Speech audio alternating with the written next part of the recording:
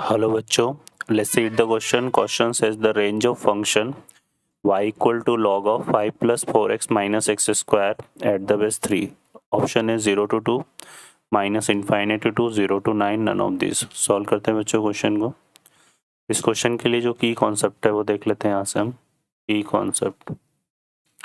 Concept की बात करें तो यहाँ पर अगर फंक्शन हमारे पास है f of x equal to log of x at the base है, तो यहाँ पर जो x होता है वो ऑलवेज क्या होता है, ग्रेटर देन 0 होता है. ठीक है, क्लियर है.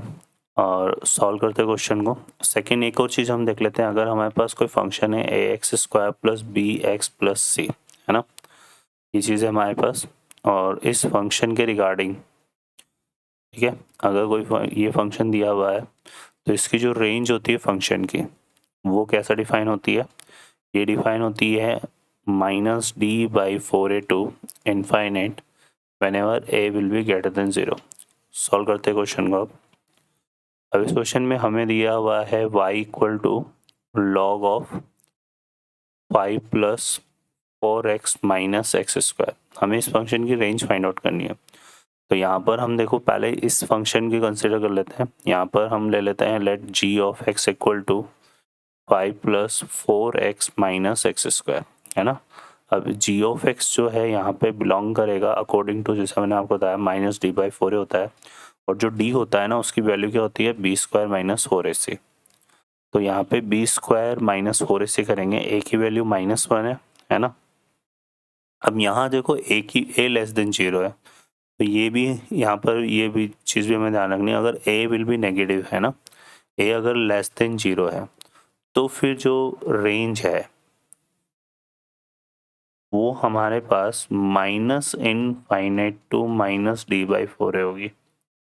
ठीक है, तो हम ये वाला फॉर्मूला यूज़ करेंगे, ये वाला यूज़ नहीं करेंगे क्योंकि यहाँ a नेगेटिव है हमारे पास. ठीक है, तो यहाँ से देखो क्या आ जाएगा, माइनस इनफाइनाइट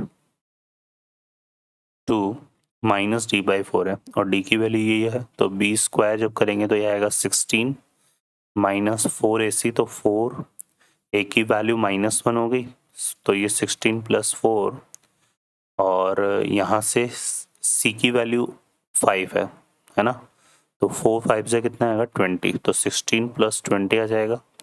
और अपॉन कितना है माइनस और 4a, है ना. a की जो वैल्यू है वो हमारे पास कितनी, यहाँ पर a की वैल्यू माइनस है तो नेगेटिव नेगेटिव तो पॉजिटिव हो जाएगा, तो 4 ही आएगा फिर ये. ठीक है, तो यहाँ से आ जाएगा g of x belongs to, ये क्लोज ब्रैकेट आएगा, ये हो जाएगा माइनस इनफाइनाइट टू. अब यहाँ से देखो 16 और इसमें से 4 कॉमन ले लो तो ये 4 प्लस 5 9 आ जाएगा, है ना. यहाँ पे आ जाएगा 9. ठीक है, क्लियर है. अब यहाँ से देखो ये तो आ गया हमारे पास g ऑफ x. हमें चाहिए यहाँ पर range of y equal to log of g of x. तो यहाँ पे g ऑफ x के लिए हमने देखा ये क्या है हमारे पास, लेस देन इक्वल टू 9 है ना. ठीक है, तो इसका हम क्या लेते हैं, log ले लेते हैं, log एट द बेस 3, है ना. log at the base 3 g of x will be less than equal to log of 9 at the base 3. अगर बेस ग्रेटर देन 1 हो तो उस केस में इन इक्वेशन का साइन नहीं बदलता है. तो यहाँ से ये तो आ गया हमारे पास y, और ये आ जाएगा लेस देन इक्वल टू, और ये हो जाएगा 3 का स्क्वायर, तो 3. ठीक है, मतलब इसको हम क्या लिख सकते हैं, इसको लिख सकते हैं log ऑफ 3 का स्क्वायर एट द बेस 3, फिर 2 आगे चला जाएगा तो log of 3 eight the base 3 तो 1 हो जाएगा, तो ये लेस देन इक्वल टू 2 आ जाएगा. ठीक है, तो यहाँ से हम बोल सकते हैं कि जो रेंज ऑफ फंक्शन है हमारे पास, रेंज ऑफ y जो है वो हो जाएगा माइनस इनफाइनाइट टू 2 से क्या करेंगे, क्लोज ब्रैकेट आ जाएगा.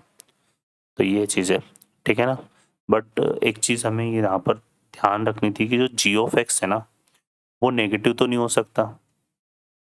मतलब अब यहाँ पर अगर हम बात करें, क्योंकि g ऑफ x तो क्या था, ग्रेटर देन 0 ही तो होगा, तो ये हमें ये चीज़ भी कंसिडर करनी है. और log of 0 eight the base 3 जो है ना वो माइनस इनफाइनाइट हो जाएगा.